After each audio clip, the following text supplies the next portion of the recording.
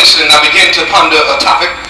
As you read the text, Jesus is saying unto Joseph and Mary, I got to be about my Father's business. And what he's saying in a roundabout way indirectly, because you got to be careful of being too disrespectful to his parents, you need to get you. Come on, Reverend. Come on. See, what happens is, this topic, I remember this growing up, that when other folks got in your business, and they got too deep and they were meddling, you would tell them they need to get them something. Because I'm taking care of what I need to take care of. You need to go find you something to do. See, what happens is, when we tell folks this, or when we have this in our mind, when we're saying unto other folk, I understand what I have to do, you need to understand what you have to do. All right. You need to get you some business. You need to have something that you must be doing on behalf of our God. You must have some sort of agenda or call upon your life that God has given you in order to reach the kingdom. But I came by to tell you, I don't mean to mess you up with this one, you just can't just idly get into heaven. Matthew 25 teaches us, toward the end of that chapter, Jesus said unto them, you fed me when I was hungry. You gave me water when I was thirsty. You came to visit me when I was sick and when I was in prison. They said unto the Master, when did we do this? He said, when you did it to the least of them. In other words, he said, when you did something for those who look like you, who act like you, who breathe like you, who bleed like you, then you've done it for me.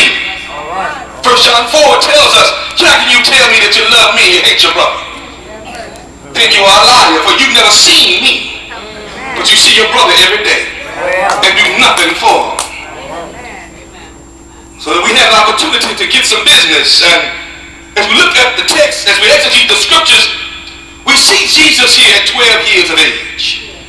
This is a pivotal age as he's moving from childhood to manhood.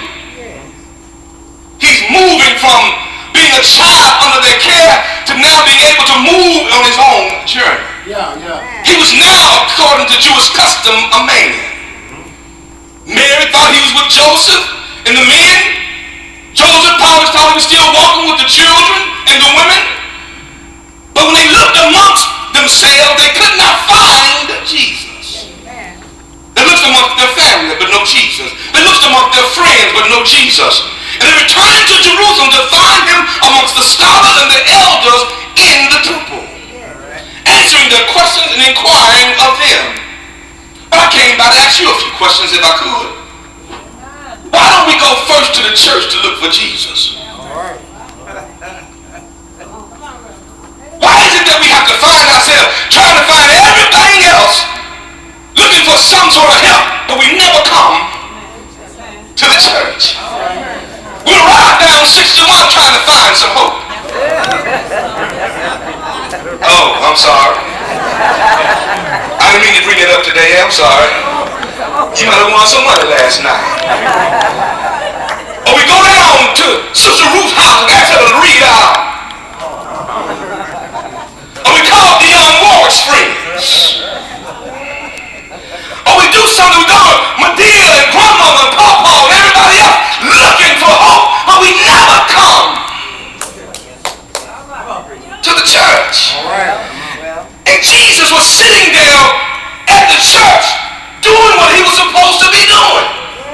Talking to the scribes and the elders, having conversation with them about what's to come, about the Messiah, who he was, and what they need to be prepared for. The Bible records they were amazed at his knowledge at 12. And then his parents come. So you know you've been bothering us for the last day or so. Where have you been? What have you been doing? And he informs them very quickly. I've been doing what I've been called to do. You should have came first to the church looking for me. But I understand why some folk don't go to the church, because sometimes we can't find Jesus in the church. We might find somebody rolling on the floor. We may have somebody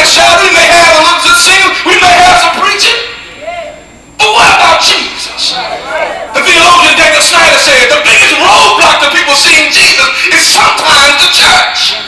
Because we put our denomination, our tradition, all the things we learned from childhood before Jesus. I know we good Methodists, we got to be careful that I don't say the wrong thing, but that's all right.